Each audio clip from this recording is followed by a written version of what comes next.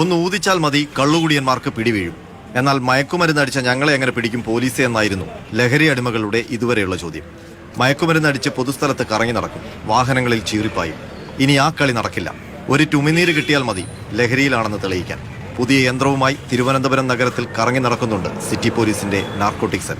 സംശയമുള്ളവരെ പിടിച്ചു നിർത്തും. കാട്രിഡ്ജ് നാവിലിട്ട് 2 ഉരുട്ട് യന്ത്രത്തിൽ കയറ്റിവെക്കും. 5 മിനിറ്റ് കൊണ്ടറിയാം ലഹരി ഉള്ളിലുണ്ടെങ്കിൽ. മാത്രമല്ല, കഞ്ചാവോ MDMAയോ ഏത് സാധനമായിക്കോട്ടെ അതും അറിയാം. അതും 2 ദിവസം മുമ്പ് അടിച്ചാൽ പോലും പിടിവീഴും. ഇവൻ സോട്ടോക്സ് മൊബൈൽ ടെസ്റ്റ് സിസ്റ്റം. ഒരു ദിവസം ഗഞ്ചാവാണെങ്കിലും ഓപ്പിയം ആണെങ്കിലും ബ്രൗൺ ഷുഗർ ആണെങ്കിലും ഏത് മയക്കുമരുന്ന് ഉപയോഗിച്ച് കഴിഞ്ഞാലും 2 ദിവസം വരെ അതിൻ്റെ ടെസ്റ്റ് റിസൾട്ട് പോസിറ്റീവായിട്ട് നിലനിൽക്കുന്നതാണ്. പോലീസിന് ഇവരുടെ കയ്യിൽ നിന്നൊന്നും കിട്ടിയില്ല, അതുകൊണ്ട് ഇത് ഡിറ്റക്ട് ചെയ്യാൻ സാധിക്കില്ല എന്ന് പറയുന്ന ഒരു പരിപാടി അതോടുകൂടി അവസാനിക്കും.